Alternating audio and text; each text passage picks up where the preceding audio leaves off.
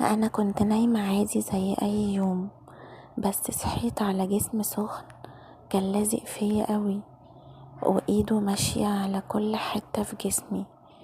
بس لما ولعت كشاف الموبايل وجي على وشه، اتفاجئت ان اللي بيعمل فيا كده ده ابويا. ومش مرة بس، ده بيعمل كده كتير قوي.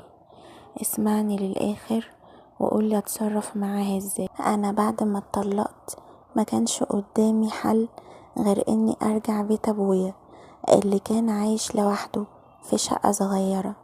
اخواتي كلهم متجوزين وانا كنت قاعدة معاه لوحدنا، وكنت مفكرة ان رجوعي البيت بابايا هيكون راحة. بس انا كنت غلطانة.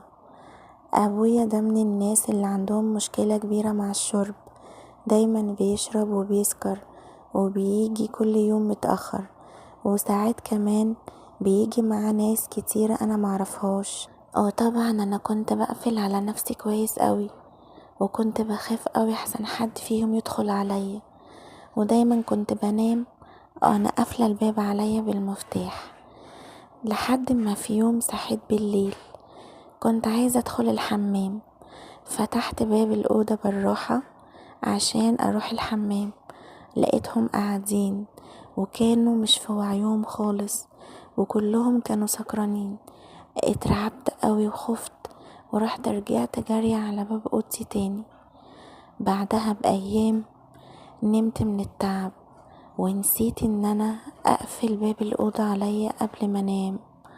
صحيت من النوم على لمسة غريبة قوي، لمسة خلت جسمي كله يتكهرب. بعدين بفتح عيني، لقيت ابويا نايم جنبي بيهمسلي في ودني بحاجات انا مش قادرة اقولها، وايده مش ثابتة ماشية على جسمي كله. جسمي كان حاسس بكل حاجة، بس انا ما كنتش عايزة اصدق ان ده بجد، لاني كنت مصدومة قوي، مش عارفة اواجهه ازاي، مش عارفة اقوله ايه.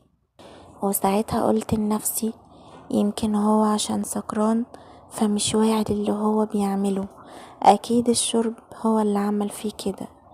وتاني يوم اتعاملت معاه عادي كأن مفيش اي حاجة حصلت. بس الكارثة اللي حصلت في الليلة اللي بعدها، انا برضو نمت تاني، وللأسف سبت الباب مفتوح. محدش يقولي ازاي نسيتيه، انا فعلا تعبت اوي اليوم ده ونمت وانا سايبة الباب مفتوح. ودخل برضو عليا الأوضة، بس المرة ديت الكارثة ان هو ما كانش لوحده، ده كان معاه واحد صاحبه. انا كنت نايمة وصحيت على صوت، لقيت نفسي في وضع مرعب جدا. هو وصاحبه الاتنين كان الوضع فظيع، هما الاتنين كانوا حاطين ايديهم عليا. بس صاحبه كان مختلف عنه خالص وكان غريب، كان بيتعامل معايا كأني مش بني آدمة، كأني حيوانة بالظبط. وانا كنت ضعيفة جدا ومش عارفة اعمل ايه. اللي حصل بعدها خلاني اهرب من البيت ومن كل حاجة، لان الموضوع ما بقاش مرة واحدة وخلاص، ده بقى عادة، ده بقى كل يوم يدخل عليا بصحابه، اول ما يسكر يجيب صحابه.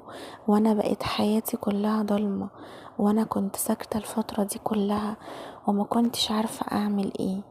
بعدها طليقي رجع قالي تعالي نرجع تاني مع بعض، بس انا مش عارفة اقوله اللي حصل ولا ارجع له واسكت، ولا اقوله كل حاجة واخسره.